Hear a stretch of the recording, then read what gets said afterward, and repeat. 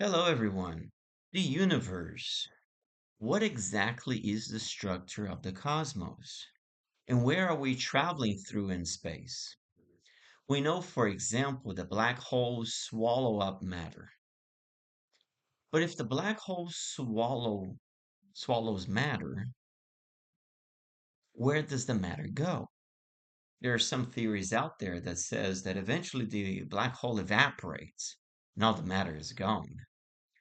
But thinking about the universe and about cosmology, we can think of a black hole swallowing up matter, and we can think of a white hole spitting out the matter that the black hole swallowed in the first place. And what if that applies to the entire cosmic uh, evolution from the Big Bang all the way to the Big Crunch? The Big Crunch, where the black hole swallows up everything, and the Big Bang, when the hot white hole spits out everything that the black hole swallowed. Isn't that amazing? And the universe expands and contracts along the sides of a donut-shaped structure. But what is exactly this donut? What is exactly is this shape? This is the shape of dark matter, which is space itself. Dark matter composed of Higgs bosons and strings of electric magnetic field, which is all over the place. We call compressed dark matter, compressed light, the matter that we can see, that we can detect. And stretched dark matter, stretched light, is what we have in empty space. Everything is made of light, everything is made of strings of electric and magnetic field, and those strings exist in between the Higgs bosons, and that is throughout all of space, leading to all the missing matter that we now call dark matter, which in fact is really presence of somethingness in this nothingness, which we call space. And the universe expands and contracts along the sides of the donut. And then eventually, the cosmos exists within a disk. As it expands along the sides of the donut, we are in a galaxy, in a solar system that is in this disk. Thus, the universe is flat. It really is. As the universe expands, as the cosmic disk expands along the sides of the donut, it generates a huge hole in the middle so it can pass through the sides and then meet again. Isn't that a wonderful?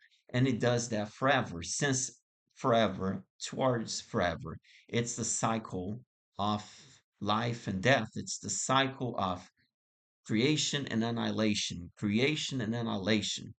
In creation, the matter and antimatter are separated. They move apart. So we have on one side of the disk, we got the matter universe. On the other side of the disk, we have the antimatter universe. They expand along the sides of the donut, and they meet again in the big crunch, and they annihilate. And then there's a big bang from the white hole, and matter and antimatter separate, and then they meet again. And in fact, this happens at the micro scale in a quantum fluctuation. This is a quantum fluctuation in itself. 1 minus 1 is 0, so the energy in the multiverse is 0. However, if you break up the 1 from the minus 1, you get creation out of nothingness. Isn't that amazing?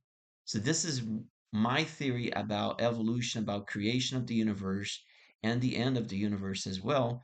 Since everything is cyclical in the world, the seasons, the months, the day cycle, right? 24 hours a day, night, day, night. After December comes January, and then December again, and January, the seasons repeat. So there's lots of repetition, and there's the life cycles of stars. There's the breathing in and breathing out of our organism. There's the pumping heart, pumping blood.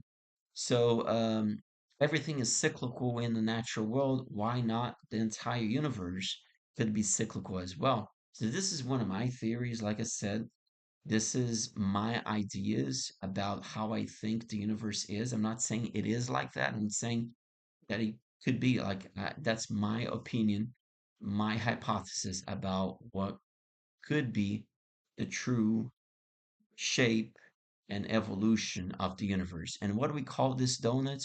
What do we call this evolution? What do we call this expansion and contraction? We call it a wormhole. We are literally inside a wormhole. and the cosmic disk is expanding and contracting inside this wormhole. Thanks for watching.